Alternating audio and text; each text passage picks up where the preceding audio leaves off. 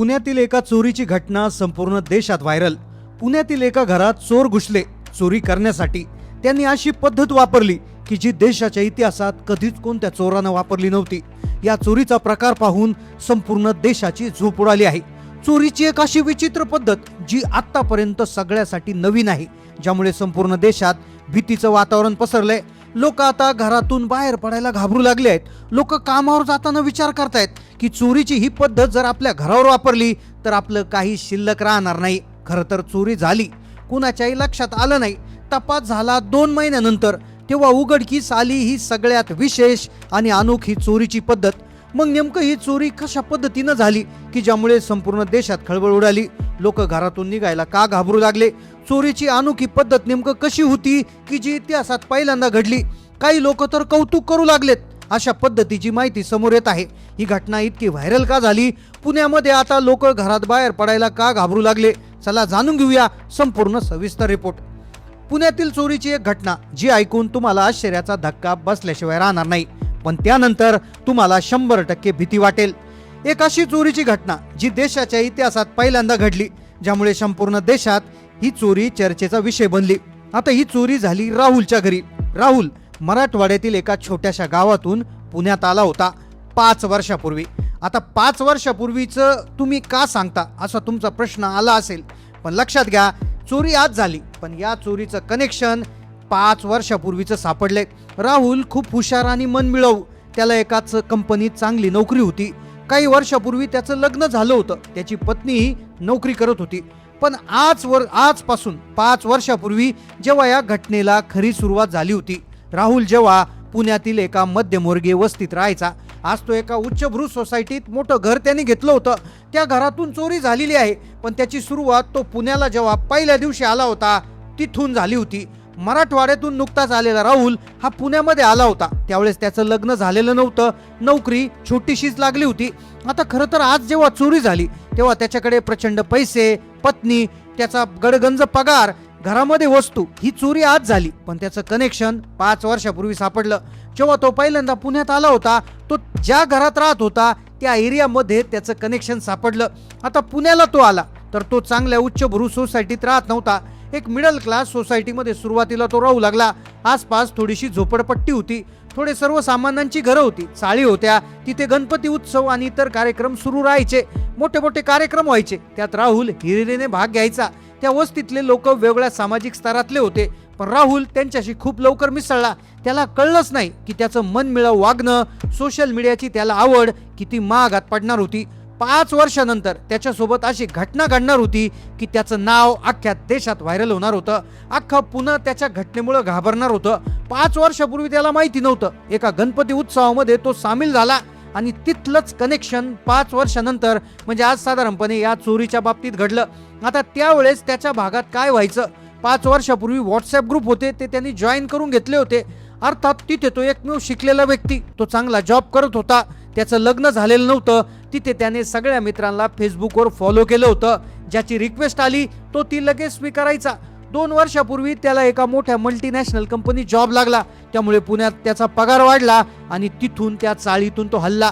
4 वर्षापूर्वीची गोष्ट आहे। वर्षभर राहुल एका उच्चभ्रू सोसायटीत राहायला गेला होता।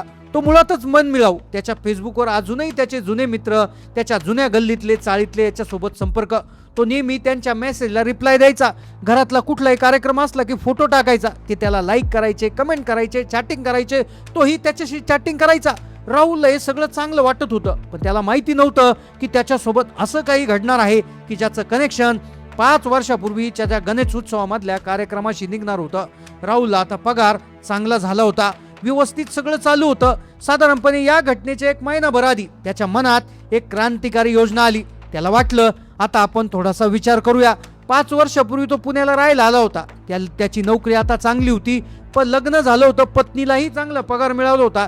त्यानं ठरवलं आपण काहीतरी करूया, स्वतःसाठी वेळ देणं गरजेचं, फॅमिलीसोबत वेळ घालवणं गरजेचं। म्हणून त्याने काय केलं, त्याने आपल्या आई वडिलांना, जे आपल्या गावात राहत होते, त्यांना तिथे घरी बोलून घेतलं। आई वडिलांना आनंद झाला, अभिमान वाटला, आपल्या मुलाची चांगली परिस्थिती झालेली आहे, तो चांगल्या फ्लॅटमध्ये राहतो हे पाहून त्यांना खूप चांगलं वाटलं। वडिलांना त्याने सगळा फ्लॅट फिरून दाखवला. सोसायटीतले वॉचमन, CCTV कॅमेरे सगळे सुरक्षित आहेत असं देखील त्यांनी वडिलांना सांगितलं. आई वडिलांना खूप धन्य वाटलं. पण त्याच्यासोबत येणाऱ्या एका महिन्यानंतर जे घडणार होतं त्याची कल्पना कोणाला नव्हती. आणि पहा, अखेर तो दिवस उजाडला. ज्या दिवशी भयानक घटना घडणार होती तो दिवस आता अगदी जवळ आला होता. कुणाला कल्पना नव्हती त्याने आदल्या दिवशी काय केलं. त्याने आपल्या आई वडिलांना एक सरप्राईज दिलं. सरप्राईज अशा पद्धतीनं दिलं की तो त्या दिवशी सकाळी म्हणजे घटना घडण्याच्या आदल्या दिवशी ऑफिसला गेला होता. ऑफिसला गेला, तिथे त्याने विमानाची तिकीट बुक केली. कोणालाच सांगितलं नाही. विमानाची तिकीट बुक केली. डायरेक्ट तिकिटांची प्रिंट घेऊन तो घरी आला. आई वडिलांच्या हातात तिकीट टेकवली. आई वडिलांना वाटलं, ते म्हणाले हे काय, तर तो म्हणाला विमानाची तिकीट आहेत. आई वडील कधीही विमानात बसले नव्हते. तो म्हटला आपण विमानाने फिरायला गोव्याला जातोय, गोव्याचा प्लॅन केलाय. आई वडील म्हणाले कधी, म्हणे हे काय उद्याच निघायचं आहे. आई वडिलांना बरं वाटलं, पण ते म्हणाले अरे बाबा 8 दिवस आधी तरी प्लॅनिंग करायचं. तो म्हणाला काही नाही, आयुष्यात ज्या गोष्टी अचानक होतात त्या चांगल्यासाठीच होतात. राहुलने गोव्याला जायचा प्लॅन केला, पण त्याच्या समोर एक प्रश्न होता, तो म्हणजे घराच्या सुरक्षिततेचा. आता तो एका सोसायटीत राहत होता जिथे सिक्युरिटी, CCTV कॅमेरे असल्याची त्याला खात्री होती की त्यामुळे काहीच वाईट होणार नाही. राहुलनं तिकीट बुक केलं, ऑफिसमधून सुट्टी घेतली. निघायच्या दिवशी सगळ्या तयाऱ्या झाल्या, बॅगा भरल्या, गाडी बोलवली. पण निघायला लागल्यानंतर अचानक राहुलच्या आईला चक्कर आली. राहुलने त्यांना डॉक्टरांकडे नेलं. डॉक्टर तपासणी करून काही काळजी करू नका, सकाळचा नाश्ता केला नाही म्हणून असं झालं असेल. आई ठीक झाली, पुन्हा निघायला लागले. राहुलला कल्पना नव्हती की पुढील काही तासाच्या आत त्याच्या घरात अशी अनोखी चोरी होणार होती की जी पुण्याच्या इतिहासात कधीच घडली नव्हती. आई वडिलांना घेऊन तो एअरपोर्टच्या दिशेने निघाला होता. पण त्याच वेळेस त्याच्या वडिलांनी विचारलं, अरे राहुल, तू दरवाजा नीट बंद केलास का, कुलूप व्यवस्थित लावलंस का. आता राहुल म्हणाला, बाबा काही काळजी करायची गरज नाही, तिथं सगळं सुरक्षित आहे. तरी त्याच्या बाबा म्हणाले, तू एकदा गाडीतून उतर, तू एकदा खरोखर जाऊन पाहून ये. राहुल तिकडे बघून आला. पुन्हा एकदा त्या ठिकाणी त्याने लॉक चेक केलं, पण पुढे जे घडणार होतं त्याची कल्पना कुणालाच नव्हती. राहुल बघून आला, कुलूप नीट लावलं आहे म्हणून तो गाडीत बसू लागला. आता तुम्हालाही ते वाटत असेल की कुणीतरी येऊन कुलूप तोडून चोरी करेल. आता त्यांना भीती एकच होती की कुलूप पक्क लावलंय का, कुलूप तोडून कुणी चोरी तर करणार नाही ना. पण ही चोरीची पद्धत फार वेगळी होती. ज्या चोरीचं कनेक्शन 5 वर्षापूर्वीच्या त्या जुन्या चाळीशी जोडलं जाणार होतं. आता राहुल एअरपोर्टवर पोहोचला. त्यांनी सेल्फी काढला, तिथे फोटो काढला. एअरपोर्टला एंट्री केल्यावर त्याने व्हिडिओ रेकॉर्डिंग सुरू केलं. त्यानंतर तिकिटाची तपासणी झाली, बोर्डिंग पास देण्यात आला, सीटवर बसला. जिथून त्याचा विमान प्रवास मिळणार होता तिथे थोडा वेळ लागणार होता. बऱ्याच ठिकाणी बऱ्याच वेळा असं होतं की लोक बाहेर गेले की चोऱ्या होतात, फिरायला बाहेर गेले लोक फिरायला गेले की मागे चोऱ्या होतात. पण ही चोरी फार वेगळीच होती. आता राहुलनं काय केलं, सगळे फोटो व्हिडिओ काढले, सगळे शेअर केले. आणि त्यानंतर वेळ आली, त्याला जेव्हा विमानात बसवण्यात आलं, विमानात बसल्याचा फोटोही त्याने फेसबुकला अपलोड केला. आता जेव्हा तो विमानात बसला त्यानंतर ते विमान गोव्यात उतरणार होतं. गोव्यात ते फिरणार होते, सगळं काही मजेत होणार होतं. त्यांना कल्पना नव्हती की आपल्या घरी काय चाललंय. आता ते गोव्यात गेले, 4 दिवस झाले, सगळा एन्जॉय केला, सगळं झालं.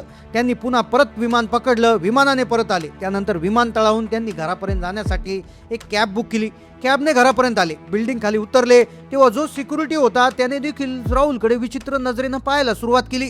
शेजारी विचित्र नजरेने पाहत होते. राहुलला वाटलं चला जाऊ द्या, काहीतरी प्रॉब्लेम असेल. त्याने खिशातली चावी काढली, दरवाजाचं कुलूप उघडलं, कुलूप उघडून हॉलमध्ये प्रवेश केला. पाहतो तर काय, घरामध्ये काहीच नव्हतं, एकही वस्तू नव्हती. एक चमचा सोडा भिंतीवर लटकलेलं काल निर्णय देखील राहिलं नव्हतं. आता अर्थात कुणालाही वाटेल की चोरी झाली, पण चोरी इतकी साफ कशी काय झाली. घरामधलं काल निर्णय देखील सोडलेलं नव्हतं. तात्काळ पोलीस कंप्लेंट केली, पोलिसांनी तपास सुरू केला. या तपासामध्ये ती भयानक घटना उघडकीस आली जी देशाच्या इतिहासात पहिल्यांदा घडली होती.